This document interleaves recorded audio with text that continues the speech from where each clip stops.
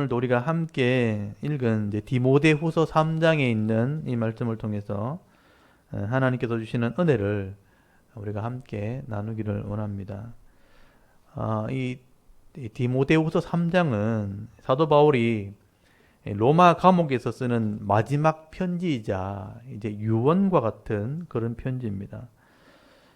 바울은 이 마지막 편지를 쓰면서 성령께서 주시는 이 감동을 따라서 아주 중요한 내용을 기록을 하게 됩니다. 그게 뭐냐 하면 이 마지막 시대, 이 종말의 시대에 일어나게 될 그런 영적인 상황에 대해서 기록을 하게 됩니다. 그리고 이런 종말의 시대에 하나님의 일꾼들, 특별히 성도들은 어떻게 준비하고 이 삶을 살아야 되는가 하는 얘기를 기록을 하게 되죠. 우리에게 교훈을 주는 아주 중요한 말씀이 되는 겁니다. 그래서 여러분 오늘 3장 1절을 한번 보십시오. 너희가 먼저 이것을 알아야 된다. 이걸 강조하고 있어요. 너는 이것을 알라. 제일 먼저 이제 강조하는 게 알아야 된다. 이걸 알고 있어야 된다는 거예요. 너는 이것을 알라. 말세에 고통하는 때가 이르러 하면서 말씀을 시작하게 됩니다. 여기 여러분 말세란 말이 마지막 날이란 뜻이거든요. 그러니까 세상 끝날, 종말이라는 그런 말로 우리가 이해할 수 있습니다. 그렇다면 종말에 일어나게 될 일, 그 당시 디모데에게도 의미가 있지만 사실은 우리에게도 지금 의미가 있는 말이 되는 거예요. 디모데 시대부터 오늘 이 시대까지가 종말이에요. 그리고 여기서부터 진짜 마지막 세상에 있는 그때까지 전체를 다 종말이라고 보는 겁니다. 그래서 성경상의 종말이라는 것은 예수님이 초림, 예수님 오셨을 때부터 세상이 끝나는 그때 전체를 다 마지막 시대라고 얘기합니다. 구약적인 관점에서 볼 때. 그래서 이런 종말의 시대를 우리가 이해하게 될 때 오늘 우리에게도 주시는 말씀이라고 우리가 이해할 수 있는 거죠. 그래서 바울은 앞으로 이 교회 안에서 또는 세상 속에서 이런 일들이 일어나게 될 것을 하나님께서 주신 지혜를 가지고 미리 지금 말씀을 하게 되는 겁니다.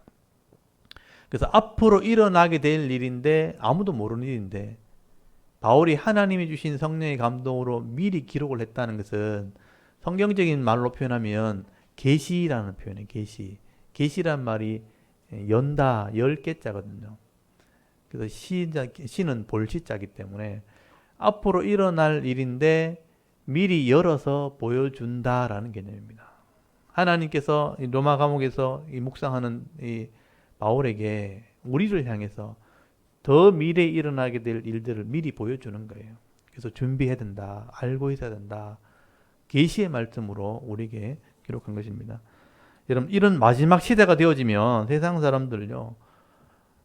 당연히 하나님을 알지 못하고 또 하나님에 대한 두려움이 없기 때문에 우리가 상상할 수 없는 그런 악을 행하는 사람들로 변하게 된다라고 말씀을 하게 됩니다. 근데 여러분 세상이 이렇게 악해질 때 교회도 진리 안에 서 있지 않으면요. 세상 사람들처럼 똑같이 변질되고 타락하게 될 것을 이제 말씀을 하게 되는 겁니다. 그래서 여러분 2절부터 보시면요. 이 마지막 시대에 일어날 일에 대한 특징을 바울이 이제 기록을 하게 됩니다. 2절부터 나오는 얘기는 앞으로 이런 일이 일어날 거다. 지금부터 2000년 전에 기록된 거예요.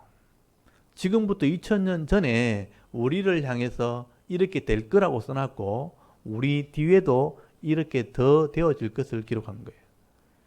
그래서 2절에 보시면 이렇게 돼 있죠. 사람들이 자기를 사랑하고 돈을 사랑하며 자랑하며 교만하며 비방하며 부모를 거역하며 감사하지 아니하며 거룩하지 아니하며 라고 말씀을 하게 됩니다.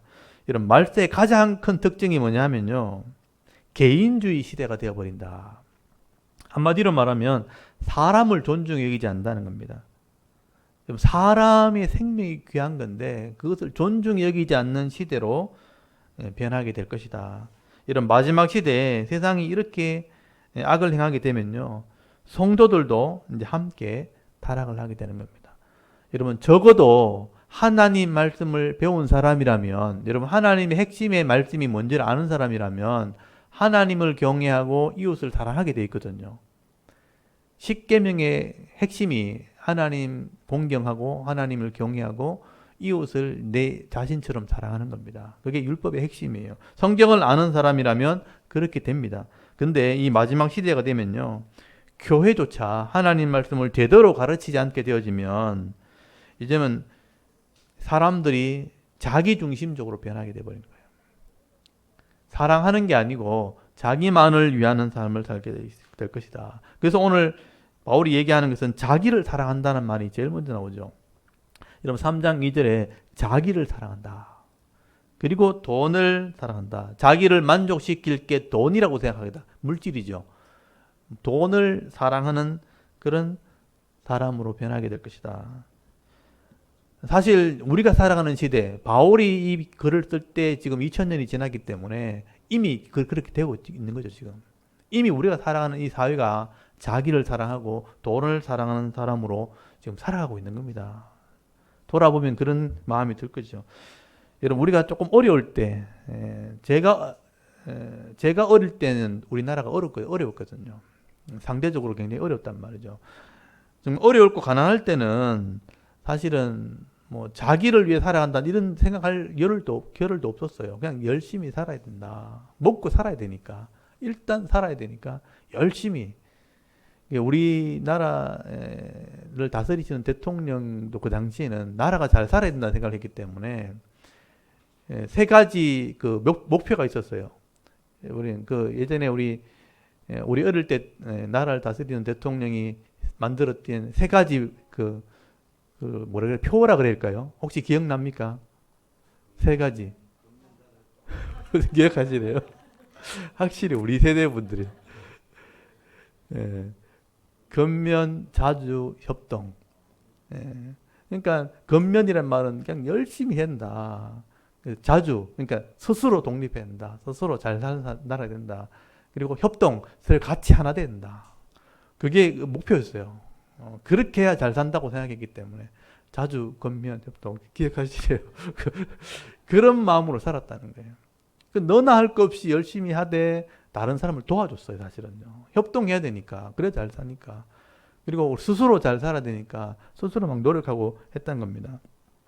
근데 이제 지금 잘 살게 돼버리니까 너무 많은 돈을 가지게 되었고 충분히 만족할 만큼 돈을 가지게 되니까 이제는 협동하고 건면하고 하는 게 아니고 자기만 위하는 시대로 바뀐 겁니다.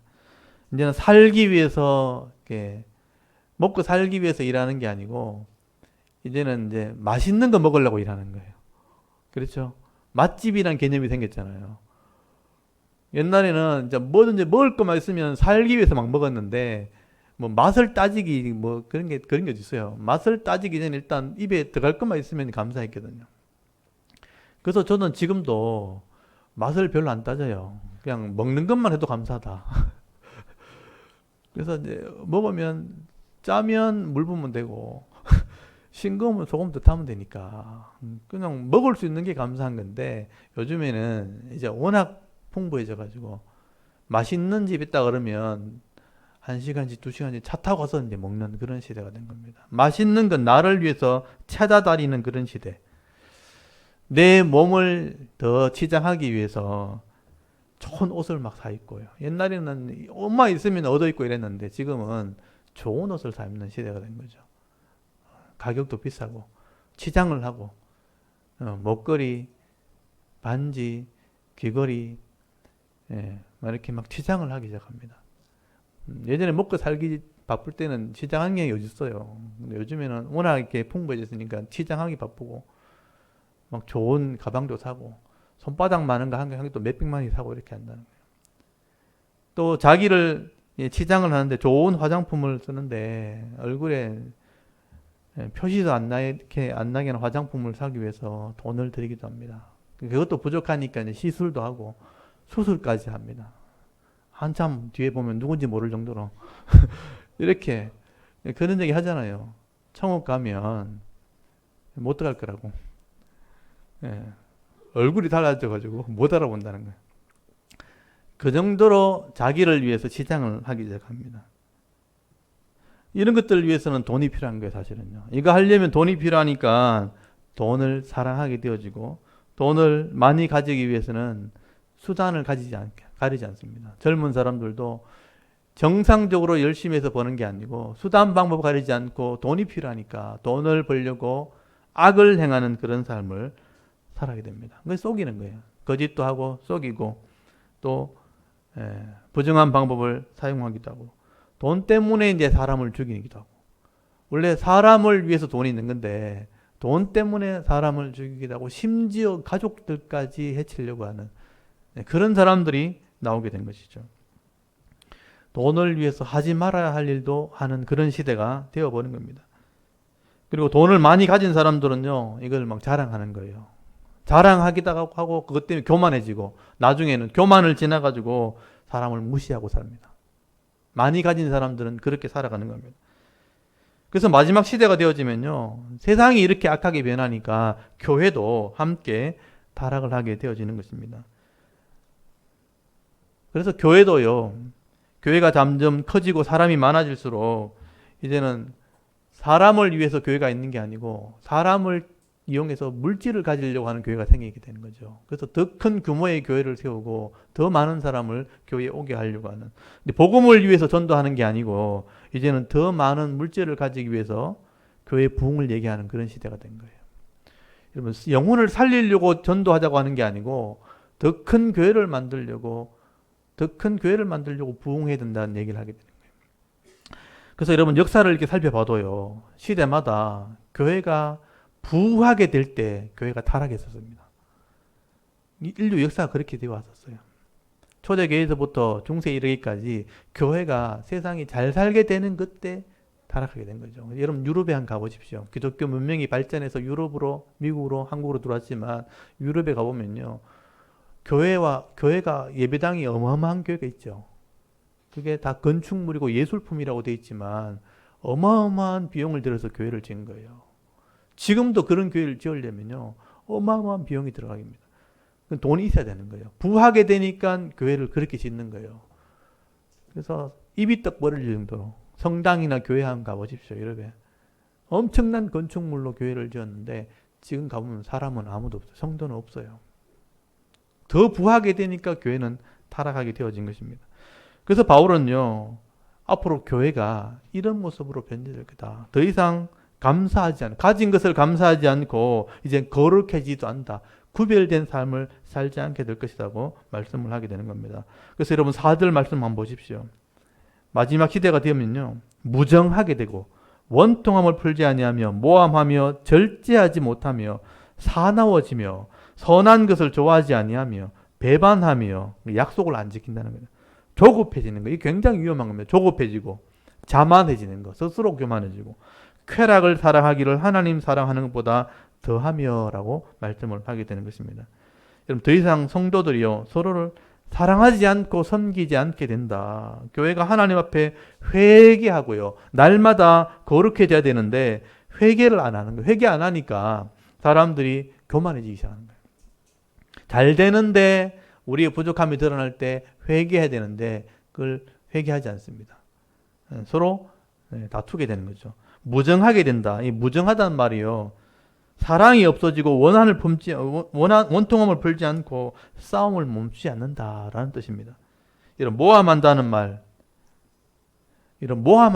디어블로스, 그러니까 마귀란 뜻이 참소자, 마귀처럼 행동한다라는 뜻입니다. 여러분, 하나님 말씀을 배우고 말씀을 순종한다면 이렇게 안 되죠. 근데 말씀을 제대로 배우지 않는 거죠. 말씀을 배우지 않고 회개하지 않으니까 교회가 거룩한 모임이 아니라 사단을 따라가는 모임처럼 돼버렸다.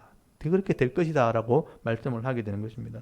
그래서 겉모양은 교회인데 삶은 마귀의 종처럼 살아가게 되는 것이다. 그래서 여러분, 5절 말씀 한번 보십시오. 이게 마지막 시대의 특징입니다. 경건의 모양은 있으나 경건의 능력은 부인하니 이 같은 자들에서 네가 돌아서라 라고 사도 바울이 기록을 하게 됩니다. 여러분, 교회가 말씀을 가르치지 않고요, 말씀대로 순종하지 않게 되니까 교회라는 모양은 있어요. 경건의 모양은 있는데, 성도라는 모양은 있는데 그 능력은 없는 거예요. 이런 능력이 뭐냐 하면 사람을 변화시키는 능력을 말하는 거예요.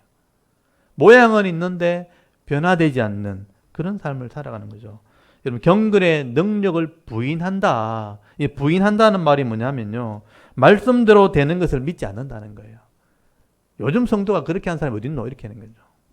말씀에 분명히 있는데 그렇게 하는 사람이 아무도 없는 거예요. 그러니까 인정하지 않는 거죠. 경건의 능력을 부인하는 그런 시대가 되는 거다. 아무도 말씀대로 하지 않으니까. 아무도 말씀을 믿지 않는 시대가 되어버리는 것이죠. 이게 이제 말세의 마지막 시대의 모습이다. 점점 그렇게 되어가고 있습니다. 제가 성경을 연구하면서 66권의 말씀을 볼 때 충분히 할 수 있는 거고 또 성령의 은혜로 하면 되는 건데 이걸 경험하지 못한 사람들은요. 성경에만 있는 거지 현진 삶은 다르다 이렇게 얘기하는 거예요. 목사님이 직장을 안 다녀봐서 그렇지 목사님이 사업을 안 해봐서 그렇지 이런 말을 하는 거예요. 여러분 성도의 삶은 직장에서 사업도 해서 해야 되는 겁니다. 거기서 변화돼야 되는 겁니다. 그렇게 변화되라고 성경은 얘기하는 겁니다. 근데 교회 안에서만 이렇게 얘기하고 변화되지 않는다. 그래서 부인해버리는 거죠. 모양은 있는데 능력은 없다. 경건의 능력을 부인하는 것입니다. 사실 이게 바로 죄의 능력이라는 겁니다. 여러분 노아 시대 한번 생각해 보십시오. 죄를 짓는 가인의 후손과 하나님의 이름을 부르는 셋의 후손이 서로 섞여버렸어요. 서로 섞여버리니까 여러분 하나님의 이름을 부르는 성도들이 죄악이 관영한 사람으로 변해버린 거죠. 여러분 거룩한 성도와 악한 세상 사람들이 섞여버리면 이 악한 사람이 선하게 변하는 게 아니고요. 성도가 금방 타락해버립니다. 그게 죄의 속성이라는 거예요. 이런 맑은 생수와 하수구에 구중물을 퍼놔놓고 같이 섞어버리면요. 구중물이 생수로 변하는 게 아닙니다. 생수가 금방 구중물처럼 변해버리는 거예요. 그게 죄의 속성이에요. 그렇게 돼버린다는 것입니다. 그래서 성도는요. 죄의 모습과 섞이면 안 된다는 것입니다. 그래서 바울은 디모데에게 앞으로 이런 시대가 되어질 텐데 여러분 이런 삶에서 너희들이 벗어나야 된다. 돌아서야 된다라고 명령을 하고 있는 것입니다. 그래서 여러분 마지막 시대가 바로 오늘 우리가 살아가는 이 시대예요. 이런 시대에 세상이 이렇게 되어진다는 걸 우리가 알고 있어야 돼요. 세상이 왜 이렇노? 이렇게 하면 안 돼요. 성경이 그렇게 된다고 얘기했다면 그걸 알고 있어야 돼요. 그럼에도 불구하고 우리가 여기서 돌아서야 된다. 섞이면 안 된다 하는 게 성도의 생각이 되는 거죠. 그게 우리의 믿음이 되어야 되는 겁니다. 그리고 여러분 6절부터 보시면요. 집에 가만히 들어온 자들이 있다. 그래서 여자를 유혹하는 자들이라고 표현되어 있지만 사실은 이게 음행을 행한다는 게 아니고 7절 말씀과 연결해 보면 이게 이단자를 얘기하는 거예요. 여자를 유혹하듯이 이단자가 교회에 들어와서 성도를 미혹하는 시대가 마지막 시대다. 그래도 적어도 성도, 교회는 그래도 구별하려고 애를 쓰니까 세상에 있는 악한 자들이 교회 이단자들이 들어와서 우리를 미혹하게 될 것이다 라고 말씀을 하고 이게 마지막 시대의 특징이라는 겁니다. 그래서 이단들이 거기 7절을 한번 보십시오. 3장 7절 보시면요. 이단들이 3장 6절이죠. 6절에 보시면 그들 중에 남의 집에 가만히 들어가 어리석은 여자를 유인하는 자들이 있으니 그 여자는 죄를 중히 지고 여러 가지 욕심에 끌림 바 돼요. 여기 보면 미혹한다, 유인한다라는 표현 쓰죠. 이게 여자를 성도라고 생각하시면 돼요. 이단자들이 성도를 유인하고 미혹하는 그런 시대가 되어질 것이다. 그래서 이 이단들은요, 끊임없이 배우고 그 사람들이 노력하는데 진리에 이르지 못하는 자들이라. 여기 7절에 보시면 나오죠. 항상 배우나 끝내 진리의 지식에 이룰 수 없느니라. 이게 이단의 특징이에요. 정말 열심히 하고 항상 배우는데 진리와는 아무 상관없다는 거죠.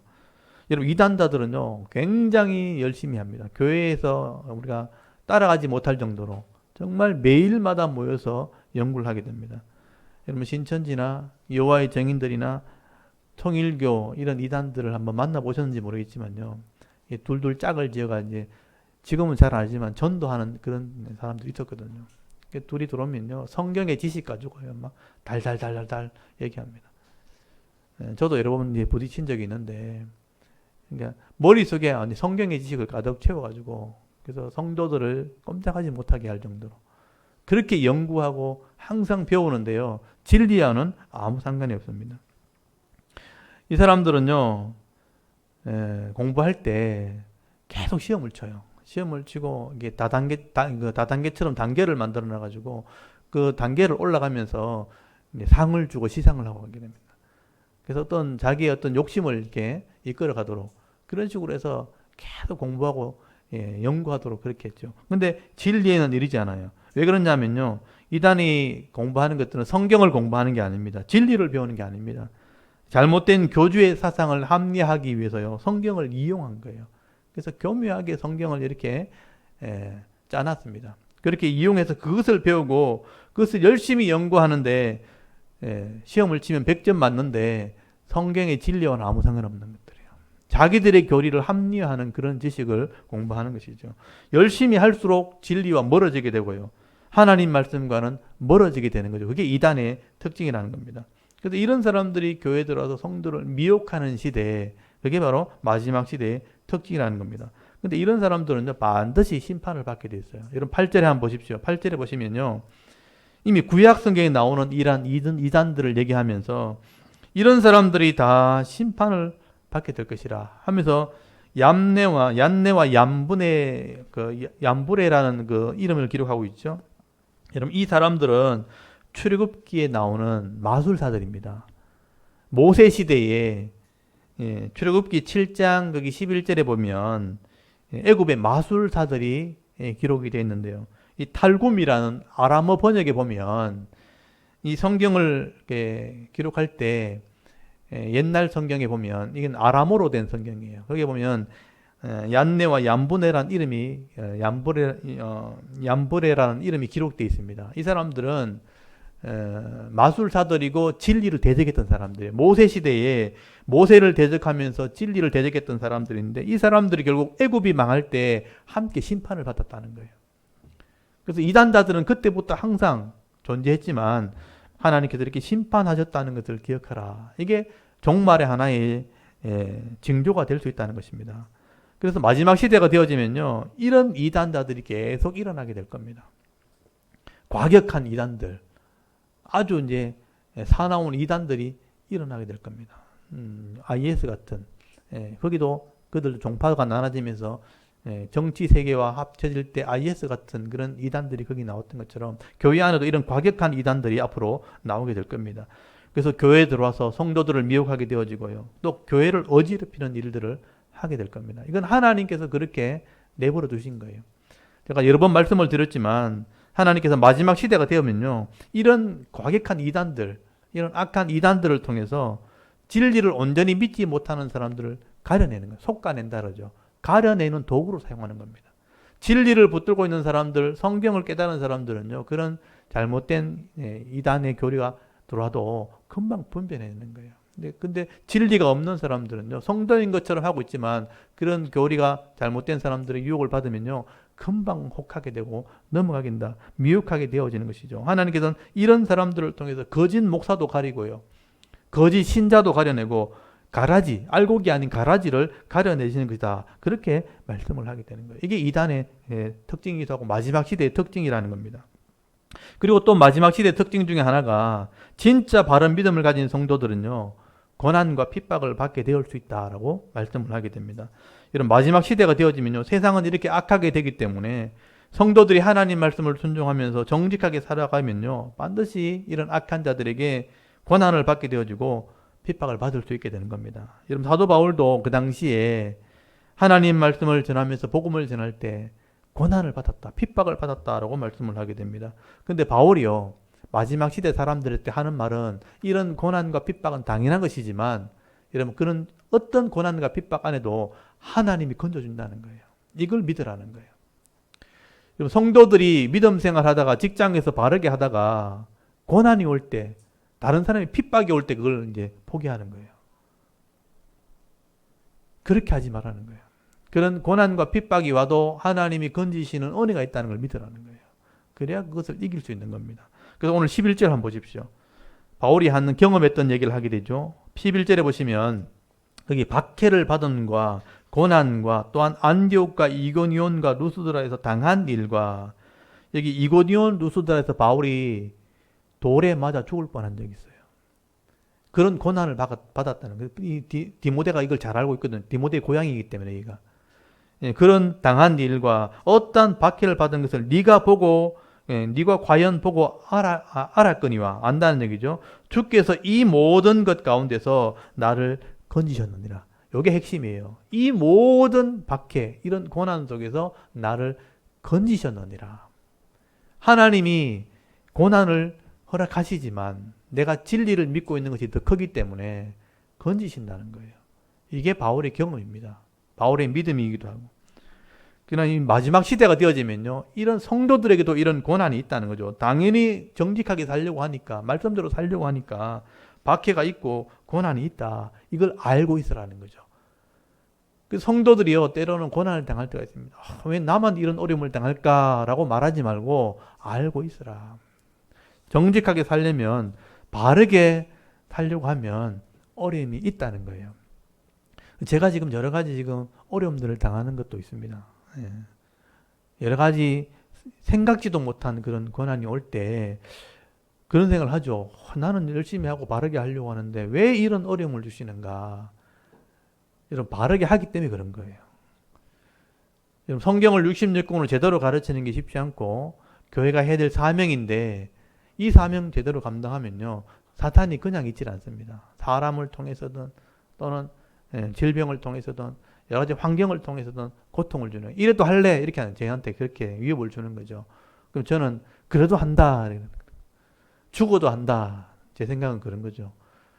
욥을 한번 생각해 보십시오. 욥이 정말 정직하고 바르게 하니까 사탄이 하나님께 고발했잖아요.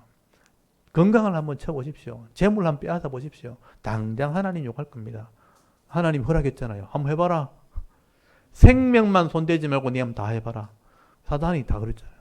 재물을 빼앗아가고 자녀를 데려가고 종들을 데려가고 건강을 빼앗고, 결국 욥은 믿음을 버리지 않았죠. 끝까지 그 믿음을 지킬 때 나중에 다 갑절을 회복해 주잖아요. 하나님이 회복시키시고 은혜를 누리게 하셨잖아요. 바울이 지금 그 얘기를 하게 되는 것입니다.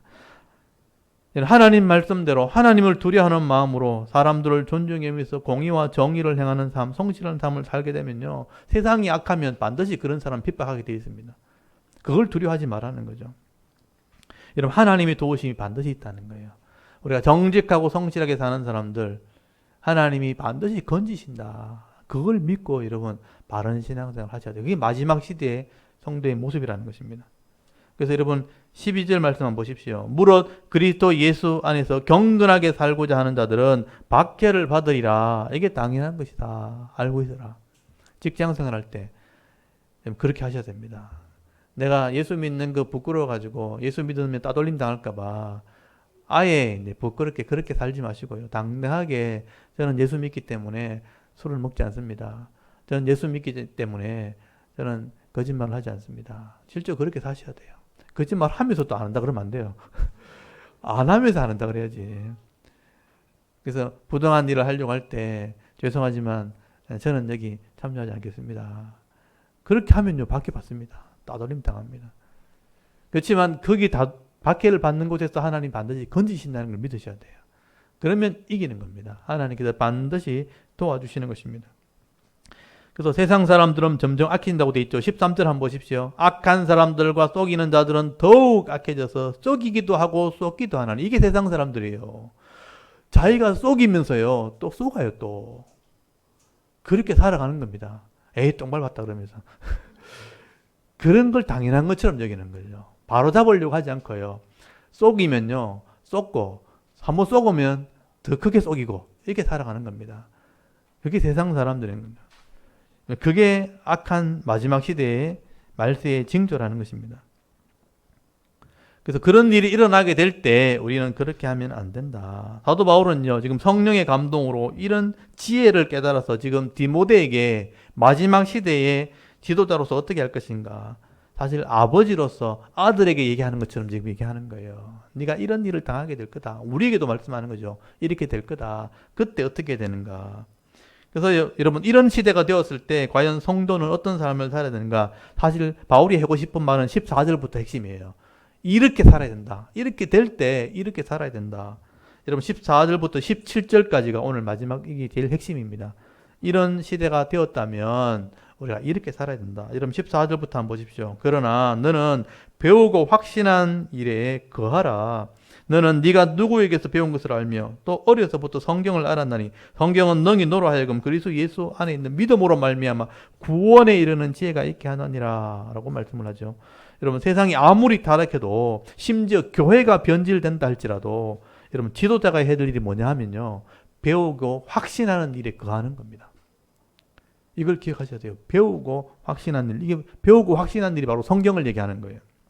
성경은 이런 악한 세상 속에서 구원에 이르게 하는 지혜를 얻게 한다라고 기록을 하고 있습니다.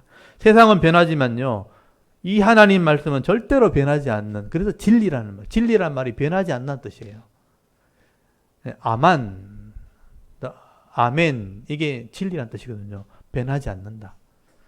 세상은 변하지만, 시대가 바뀌면 다 유행도 변하지만 이 하나님 말씀은 변하지 않는다. 그래서 변하지 않기 때문에 지키면 반드시 복을 받게 되어 있는 것입니다. 이 성경을 통해서 우리가 하나님이 어떤 분인지를 우리가 알게 되고요, 죄인들이 어떻게 구원을 받게 되는지를 알게 되고요, 또 세상이 어떻게 심판받게 되는지를 성경을 통해서 알게 되면요, 시대를 보는 눈을 가지게 되어지는 것입니다.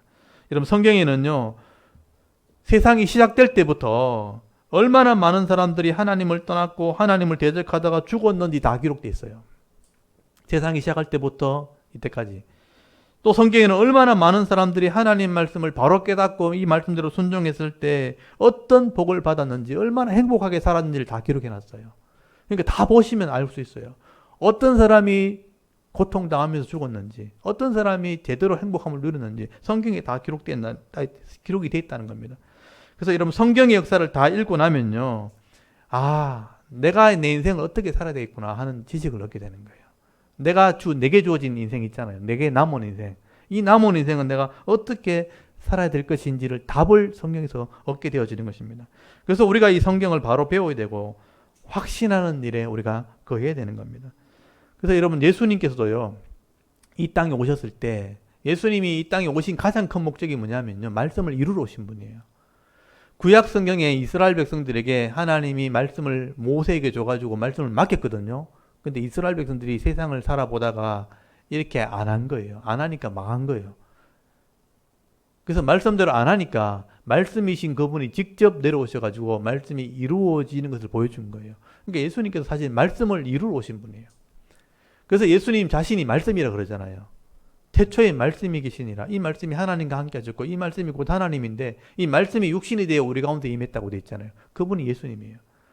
그래서 예수님이 이 땅에 오셨을 때 제일 먼저 설교하신 게 뭐냐면요, 마태복음에 5장 17절에 보시면요, 내가 이 율법 하나님 말씀을 폐하러 온 게 아니고 완전케 하러 왔다. 그러니까 완전케 했다 한 말이 가득 차게 하러 왔다. 이 말씀을 이 땅에 가득 채우러 왔다. 그렇게 말씀하신 거예요. 여러분, 마태복음 5장 17절 한번 찾아보십시오. 이건 예수님이 이 땅에 오신 목적을 기록해 놓은 거예요. 마태가 기록한 건데 마태가 이걸 상세하게 기록해 놨거든요.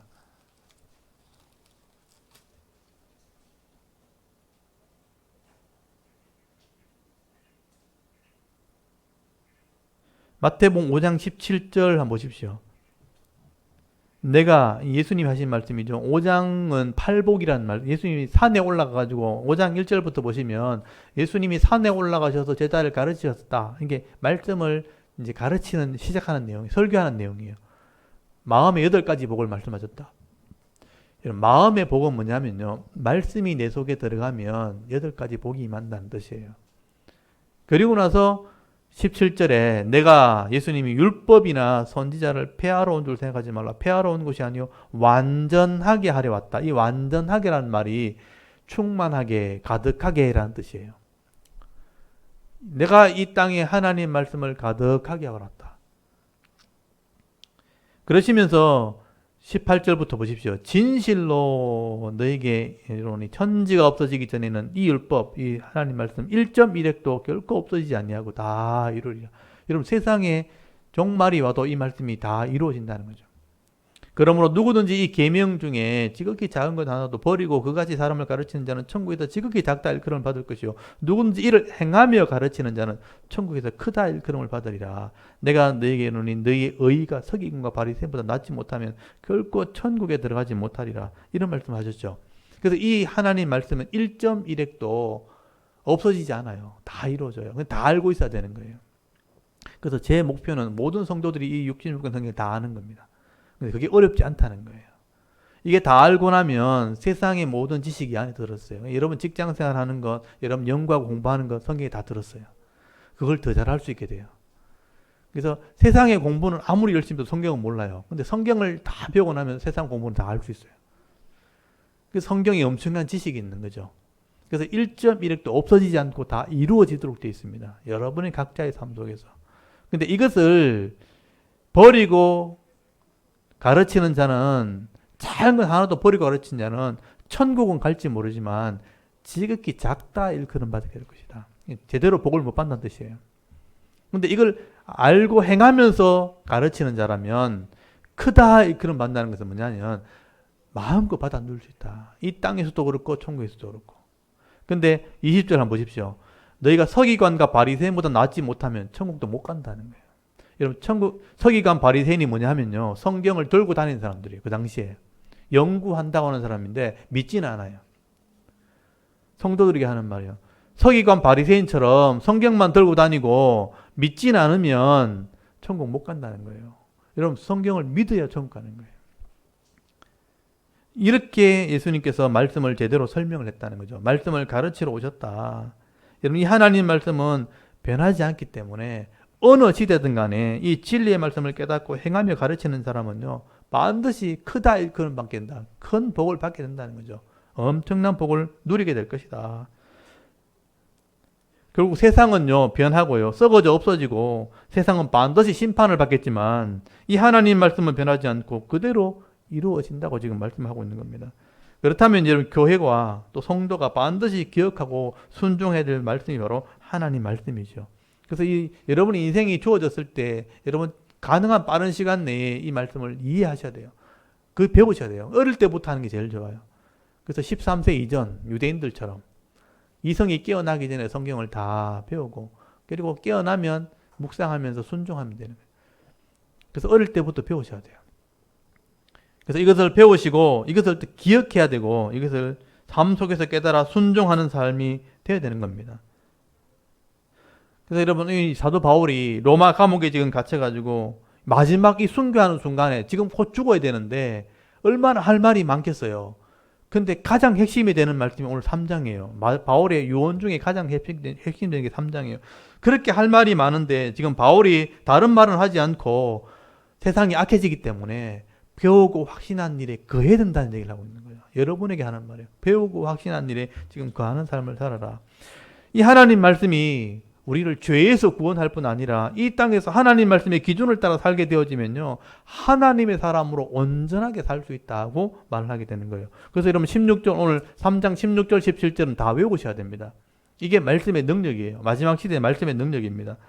바울이 유언으로 마지막으로 쓴 말이에요. 이게 여러분 16절 17절 우리 같이 한번 읽어볼게요. 디모데후서 3장 16절 17절 한번 읽겠습니다. 시작.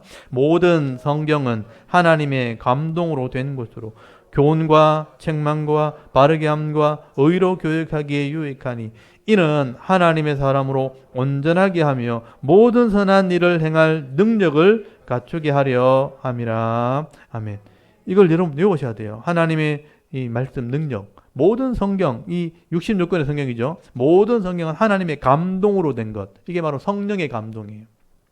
성령의 감동으로 저자에 의해서 기록된 겁니다. 그래서 이 말씀이 깨달아지면 교훈하고 책망하고 바르게 하고 의로 교육하기 유익하다. 우리를 책망한다는 거예요. 잘못했다니. 지금 잘못된 길을 가고 있는 거야. 바르게 가지 못하다고 지금 책망을 하고 가르쳐주는, 깨닫게 하는 거예요. 이게 맞는 거다. 교훈한다는 거예요. 바르게 하고 의로 교육하기 유익하다. 이는 왜냐하면 하나님의 사람으로 온전하게 하기 위해서 또 모든 선한 일을 행할 능력을 갖추기 위해서 이렇게 하는 거다. 이게 하나님 말씀의 능력이라고 말씀을 하게 되는 것입니다. 여러분 세상은 아까 말했던 것처럼 점점 분명히 악해질 겁니다. 그렇지만 이 하나님 말씀, 이 기준은 변하지 않는 것입니다. 그래서 우리가 이 하나님 말씀으로 바르게 살아가게 되어지면요, 하나님이 기록하신 말씀의 복을 받게 되어 있는 것입니다. 그래서 하나님의 사람으로도 온전하게 되어지고 모든 선한 일을 행할 능력을 갖추게 된다라고 말씀을 하게 되는 거죠. 우리가 여러분 우리가 가지고 있는 이 본성은, 죄성이라는 것은요, 내 욕심이 나를 지배하게 되어지고 죄가 나를 악으로 끌고 간 겁니다. 근데 이 하나님 말씀이 내 속에 들어와서 나를 깨닫게 하면요, 성령께서 이 하나님 말씀을 통해서 죄를 이기게 만들어 버려요. 그게 능력입니다. 욕심을 이기게 만들어 버린 것입니다. 말씀이, 하나님이 이 말씀이 내 속에 들어서 역사하게 되어지면요, 하나님의 사람으로 온전하게 되어지고 선한 일을 행할 능력을 갖추게 되는 거예요. 여러분, 갈라디아서 5장 16절에 보시면요, 너희는 성령을 따라 행하라. 그리하면 육체의 욕심을 이루지 아니하리라. 세상의 욕심을 이기기 쉽지 않거든요. 근데 성령을 따라 행하게 되어지면요, 육체의 욕심을 이길 수 있게 되어진다라고 말씀을 하게 되는 거죠. 여러분, 하나님 말씀이 내 속에 역사하면요, 내가 예전에 못했던 것들을 하게 됩니다. 끊지 못했던 것들 끊어지게 돼요. 확실하게 깨달아지면 절대 하지 않는 사람으로, 그 능력이 능력. 사람들은 하지 못하는데 나는 할 수 있게 되는 거예요. 그게 능력입니다. 그래서 욕심을 이기는 삶을 살게 되는 것입니다. 성령을 따라 살게 되어지면요, 결국은 이런 열매들이 나타나기 시작하는데, 갈라디아서 5장 22절에 보면요, 성령의 열매는 사랑과 희락과 화평과 오래 참음과 자비와 양선과 충성과 온유와 절제니 그랬어요. 이 같은 것을 금지할 법이 없느니라. 성령의 열매로 살아가는 사람을 막을 수 있는 법이 없다는 거예요. 이런 능력이 생긴다고 말씀을 하게 되는 거죠. 이런 말세가 되어지면요, 사람도 악해지고 세상도 악해지고요, 사람을 존중해 주지 않고 자기만 위해 살아가는 그런 시대가 될 겁니다. 그럴 때 성령을 따라 말씀대로 살아가는 사람들은요, 이런 사람들과 반대되는 삶을 살게 되어지는 겁니다. 사람들을 미워하는데 우리는 사랑하게 되는 거예요. 사람들은 다투는데 우리는 화평하게 되어지고요, 자비하게 되어지고 양선하게 되어지고 온유하고 절제하는 삶, 충성하는 삶을 살아가게 되어지는 것입니다. 이런 삶을 막을 법이 없다는 거죠. 이게 능력이라는 거죠. 이게 성령의 능력이고 말씀의 능력이라는 것입니다. 여러분, 성령이 나타나게 될 때 우리가 사람들을 변화시키는 능력이 나타나게 되어지는 것입니다. 내 속에 있는 욕심, 이 내 속에 있는 죄가 나를 세상으로 끌고 가려고 할 때 성령이 내 속에서 말씀의 능력으로 그걸 끊어버리는 거죠. 그래서 끌려가지 않게 만들어버리는 것이죠. 욕심을 이기는 삶을 살아가게 되어지는 것입니다. 그래서 저도 많은 것을 변화하게 되는 거예요. 세상에 욕심을 따라가는 사람도 굉장히 많고 어쩔 수 없다 그러면서 가는 사람도 있지만, 저는 하나님 말씀을 알기 때문에 그렇게 하지 않는 삶을 살게 되는 거죠. 능력을 가지게 되는 겁니다. 그래서 사람을 존중히 여기는 거예요. 귀하게 여기는 거죠. 제 가장 가까이 있는 게 제 아내이기 때문에 제가 사랑하고 존중히 여깁니다. 서로 부족한 게 분명히 있는데, 그렇지만 세상 사람 같으면 싸울 텐데 저는 싸우지 않습니다. 싸우면 손해되는 걸 알기 때문에. 왜 웃으세요?